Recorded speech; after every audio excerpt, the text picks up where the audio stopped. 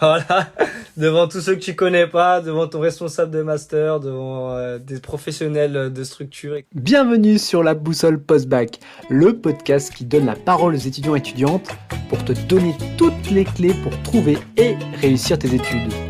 Le concept pour chaque épisode est simple, 4 chroniques autour d'une formation, 1. Le parcours, 2. Les questions des abonnés, 3. Les conseils pour réussir et 4. Raconte-moi une anecdote. Sans plus tarder, place à l'invité du jour. Donc, salut à tous, je m'appelle Samuel Akroum. Je suis issu d'un parcours STAPS, un parcours très très chargé. J'ai fait un bac professionnel, donc service de proximité et vie locale, donc pour tout ce qui est métier du social, assistance sociale, etc. À la suite de ça, je me suis lancé dans un parcours STAPS, donc à Paris Descartes. L'intégration s'est faite très difficilement. Je suis parti avec beaucoup de lacunes, donc j'ai dû travailler beaucoup plus. Et j'ai obtenu du coup en troisième année de licence, j'ai fait une licence TAPS option métier de la forme pour être coach sportif. J'ai obtenu mon diplôme et à la suite de ça, j'ai effectué donc le master wellness management dans lequel je suis actuellement. Je suis en deuxième année de ce master. Pourquoi j'ai choisi ce master?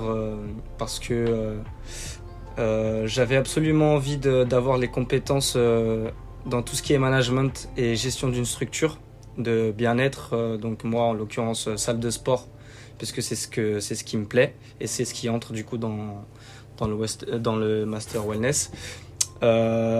J'ai développé mes compétences de coaching donc en licence, donc vraiment l'aspect coaching sportif, etc. Et là, le but ultime, donc, grâce à ce master, c'est de développer mes compétences dans tout ce qui est gestion, donc voilà, extraction de rapports, etc. Tout ce qui est important, avoir les armes et solides pour pourquoi pas un jour être à la tête d'une structure de sport, d'une salle de sport dans Paris par exemple. Donc vraiment avoir un profil complet. C'est ça, exactement. J'avais une première question pour toi. Qu'est-ce que tu as dû faire pour intégrer ce master-là? Alors, pour intégrer ce master, j'ai dû passer un entretien, un échange téléphonique donc avec Julien Pierre et Astrid Muller, donc, qui sont les deux responsables de formation. À la suite de ça, j'ai dû faire un document pour expliquer vraiment quel est mon projet, pourquoi je veux intégrer ce master. Donc j'ai dû envoyer ce document très très tôt, juste après l'entretien téléphonique, non, même juste avant je crois. Ouais, c'était avant l'entretien téléphonique. Et ensuite ils te disent si t'es sélectionné ou pas, quoi. Très bien. Et donc du coup, pour rentrer un peu dans ce master, c'est quoi un peu les matières que tu apprends? Dans ce master, on a beaucoup de... Donc on a des cours sur le management du luxe, manager dans des structures de loisirs, manager dans des spas. Parce que le master wellness, en fait, c'est tout ce qui englobe les différentes structures de bien-être. Donc ça peut être du loisir, des salles de sport, donc moi c'est mon cas, je suis dans une salle de sport. Ça peut être des spas, des hôtels spas de luxe, etc. Donc ça englobe vraiment plusieurs domaines différents, mais qui entrent dans l'univers du wellness, l'univers du bien-être. Très bien. Et est-ce que tu peux me donner un exemple d'éléments de cours que tu as appris Ouais. et que tu as pu ensuite utiliser sur une expérience, parce que j'imagine que tu as des stages? Ouais, on est souvent en alternance. Moi, ce qui m'a le plus servi, ça va être déjà l'aspect communication et marketing. C'est ce qui me manquait, moi, pendant mon année de licence. Ma dernière année de licence, elle a été frappée par le Covid-19 en 2020. Donc j'avais pas mal de cours qui me manquaient, notamment des cours de communication et de marketing que je devais avoir, mais que j'ai finalement pas eu. Et là, je retrouve ce type de cours en master. Et pour l'instant, c'est celui qui m'a le plus servi. Avec aussi, on a des cours en Excel Excel, c'est un outil, je pense tout le monde sera forcément amené à l'utiliser un jour. Et donc avoir les bases de cet outil, ça permet énormément de choses dans mon alternance. Et donc voilà. Mais surtout que Excel, ça permet quand même des multitudes de choses, hein. Ça peut être du planning, des calculs. Vraiment, ça peut... C'est un outil multifonction, donc effectivement, c'est quand même bien d'avoir les bases. Exactement. Et donc en fait, toi, tu fais pas des stages, tu m'as dit, c'est une alternance. Ouais. Toi, tu l'as fait où? Tu peux nous en dire plus? Actuellement? Oui. Avec le Ou master. t'en as fait 2? Ouais, j'en ai fait 2 l'année dernière. J'étais dans un spa. Je me suis lancé à l'aventure dans un spa, donc un domaine que je connaissais pas du tout, parce que j'aime bien sortir de ma zone de confort, etc. J'étais à Mulhouse, alors que je viens de Paris. Et là, cette année, j'ai décidé de me concentrer sur ce qui me plaisait vraiment. Donc, je suis allé Là, je travaille actuellement dans un studio de coaching privé, donc coaching sportif, dans Paris. Et le régime d'alternance, il est assez particulier parce qu'on fait 2 semaines à l'école, donc à la fac complète, et 6 semaines en entreprise. Donc on passe énormément de temps en entreprise. C'est pas forcément un régime classique qu'on peut retrouver avec 3 jours d'école, 2 jours de taf, ou 2 jours d'école, 3 jours de taf. Ouais, en plus, c'est pas parce que moi qui ai aussi connu l'alternance, moi j'avais 1 semaine, 3 semaines. Ouais. Et là, au moins, ça va quand même assez vite, quoi. Genre, tu vas vite en cours. Alors que là, t'as vraiment 6 semaines où t'as vraiment le temps de te dire, je peux construire des trucs. Exactement. Et après, ouais, c'est coupure de 2 semaines, mais au moins, t'as vraiment ces 6 semaines pour bien avancer, quoi. Et donc là, c'est quoi un peu tes missions rapidement, là, pour finir sur la partie un peu plus histoire-formation? Ouais. Alors moi, mes missions, je suis l'assistant du fondateur du studio de coaching. Parce que tous les coachs sont en indépendant. Donc je suis l'assistant du responsable, on va dire. Je gère aussi tout ce qui est accueil. J'ai une grosse partie commerciale. Je touche un peu à la communication aussi. Et sur tout ce qui est extraction de rapports, donc les taux de remplissage, etc. Donc j'ai plusieurs tâches à la fois qui me demandent d'être assez polyvalent. C'est l'avantage aussi quand on est dans pas une trop grosse entreprise. Souvent on est amené à faire beaucoup de choses différentes et de se développer beaucoup plus facilement. Moi c'est mon cas, j'ai la chance de me développer assez bien, d'apprendre beaucoup de choses. Donc voilà, c'est ça mes principales missions en tant qu'assistant de direction, on va dire. Ah bah c'est cool, moi tu touches un peu à tout, quoi. C'est ça. Pour ensuite passer à la question plus Instagram ou les questions des abonnés, ouais. J'en ai trois. Et en fait le but c'est que je vais te les dire une par une et ton but ça va être de répondre assez du tac au tac. Donc première question d'Alex, qu'est-ce que tu préfères dans ton master? Qu'est-ce que je préfère dans mon master? Il y en a plusieurs. Il y a plusieurs choses. Déjà on est une petite promo. Là en M2 on est 15. Donc il y a une super bonne alchimie, il y a une super bonne ambiance, on s'entraide tous, on est tous on se connaît tous très bien, ça facilite beaucoup pour les travails de groupe, etc. Ça donne beaucoup plus envie. Le régime aussi, le régime du master, le régime d'alternance, on s'y habitue très facilement, franchement il n'y a rien de mieux pour moi en tout cas. Et ce qu'on y apprend forcément, ça me plaît beaucoup. Moi j'ai pas été déçu des cours qui nous sont proposés. Et une dernière chose aussi, on fait pas mal de sorties pédagogiques. On a la chance de faire des sorties pédagogiques dans plusieurs structures différentes. Et moi j'en ai fait dans des structures que je connaissais pas du tout. Ça t'apprend à découvrir plein de choses, le fonctionnement de telle ou telle structure. Et c'est super enrichissant, donc voilà.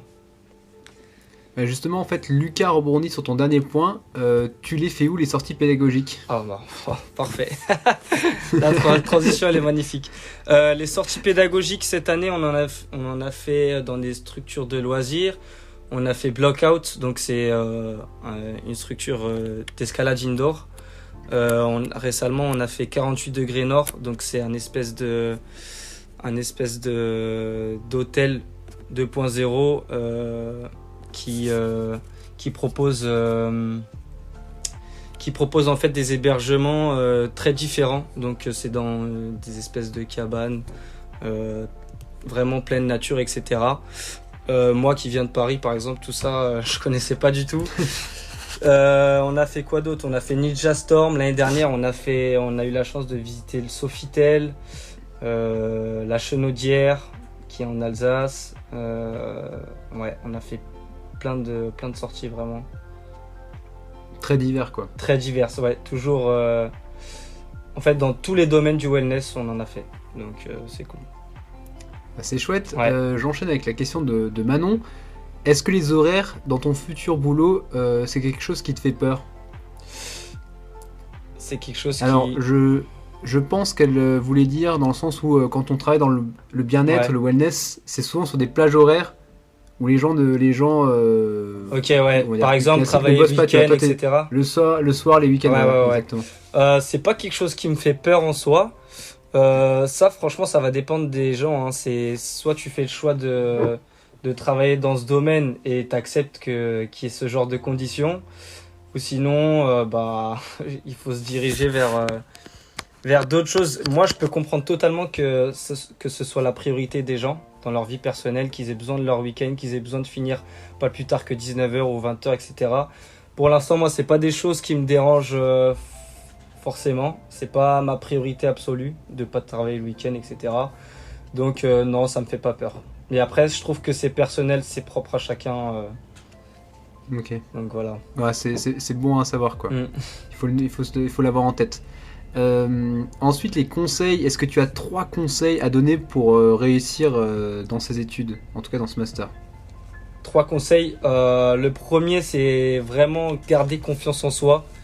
Ça, c'est le conseil que je me suis donné en premier et que je donnerai en tout cas à tous les étudiants.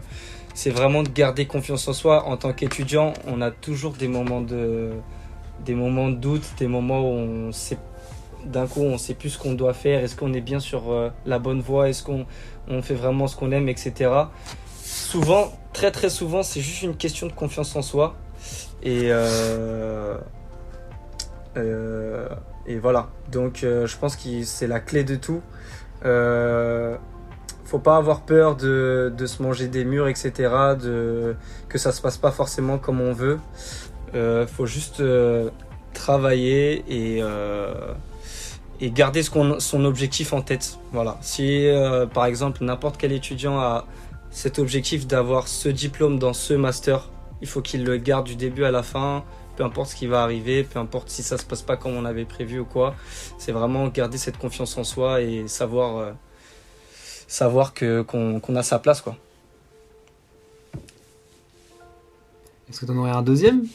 Ah, je dois en donner 3, c'est ça? Ouais, Ok, 3. pardon. J'avais oublié. Donc ouais, le premier, garder confiance en soi. Le deuxième, s'organiser le plus possible. Ça, c'est ce que tout le monde dit, mais il y a rien de plus vrai. S'organiser dans ses études. Là, par exemple, les gens qui sont en master alternance, comme moi, ça demande une organisation. Des fois, on est amené à faire, par exemple, à rendre certains devoirs alors qu'on a énormément de taf dans son alternance, etc. Ça demande une organisation particulière, très pointilleuse parfois. Donc, ouais, ce serait s'organiser le plus possible. Et toi, tu t'organises personnellement, tu t'organises comment? Moi, T'as des 3 petits tips? À l'origine, j'étais vraiment pas quelqu'un d'organisé, mais mon rythme en fait a fait que j'avais plus vraiment le choix. Donc moi, je me fais maintenant des to-do list de ce que je dois faire. Je me suis créé un agenda sur Google Agenda, chose que je pensais jamais avoir besoin de faire aussi rapidement, et ça m'a beaucoup aidé. Je me suis retrouvé plus facilement dans ce que je devais faire, mettre mes priorités mettre voilà les tâches en priorité, prioriser tout ce que je devais faire. Donc voilà, c'est vraiment s'organiser. On y voit plus clair. Ça joue aussi, ça nous allège sur notre mental, etc. Et on avance beaucoup mieux. Donc ça, c'est mon deuxième conseil. Et le troisième que je pourrais donner... non, franchement, en tant qu'étudiant... Peut-être Peut-être dans la recherche d'alternance ou dans l'alternance. Très bien, ouais. Dans la recherche d'alternance, c'est tout simplement de pas hésiter à demander. Souvent, moi j'en ai dans mon cas, dans ceux qui cherchaient des masters, ils ont peur de demander à des profs ou quoi parce que ça fait celui qui cherche pas vraiment, celui qui veut pas se fouler pour trouver quelque chose ou quoi. Faut demander le plus possible, faut pas avoir honte de demander à son responsable de master, à n'importe qui, des pistes qui pourraient nous aider. L'objectif numéro 1, c'est de trouver ça. C'est souvent la galère quand tu es alternant et que tu cherches ton entreprise. Faut y aller. Faut chercher tout le temps. Faut pas avoir peur de se manger des noms. Voilà. Moi, quand je me mets à chercher une alternance, je m'y mets tous les jours. Et je me mets déjà en tête que c'est possible que je me mangerai par exemple sur une journée 3 ou 4 refus. Ça doit pas nous arrêter, faut y aller, faut aller chercher ce qu'on veut tout simplement. Donc voilà. Un peu comme tu disais dans ton premier conseil, la résilience, c'est de se dire j'ai un objectif et même si je me prends un mur, exactement, on continue, quoi. Exactement, c'est exactement ça, ouais. La boucle est bouclée.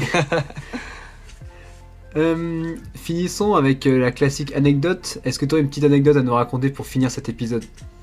Ouais, c'était justement au Master Wellness. On était chargé d'organiser la journée porte ouverte, donc pour le Master, présenter le Master, etc. Et donc entre nous, on a désigné quel rôle on devait avoir, etc. Et on avait organisé un questionnaire. Ça se déroulait dans un amphithéâtre et c'est moi qui devais animer ce questionnaire, donc ça s'est un peu transformé en sorte de spectacle je devais en fait animer au maximum, rendre le questionnaire vivant. Ça s'est un peu transformé en sketch. En one man show. Voilà, en one man show improvisé. Donc voilà, je tentais quelques petites blagues, etc.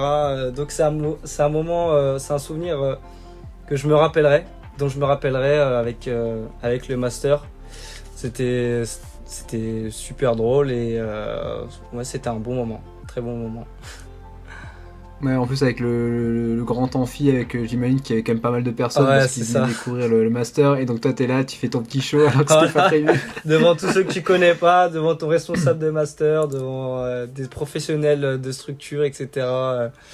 Donc aucune pression. À la fois chelou, drôle et sympa, donc voilà. Très bien, merci pour ce partage. Merci d'être venu, Samuel. Merci à toi, Antoine. C'était super sympa de partager. À bientôt. Super cool. Ciao. J'espère que cet épisode t'aura plu. Parle-en autour de toi à ton frère, ta sœur, tes potes. À tout le monde quoi. Et si tu as encore des questions sur cette formation, viens les poser sur Insta. Like, commente et abonne-toi. Tu connais la musique. Merci, tu es au top. Ciao.